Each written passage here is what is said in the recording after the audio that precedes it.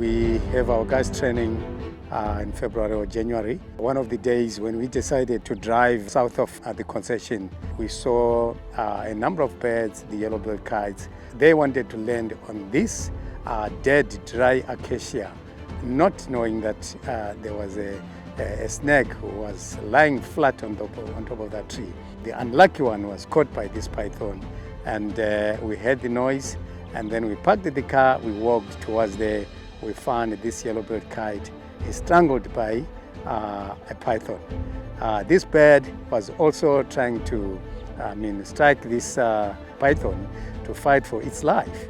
But the python, with its own technique, it continued strangling this bird for almost about an hour.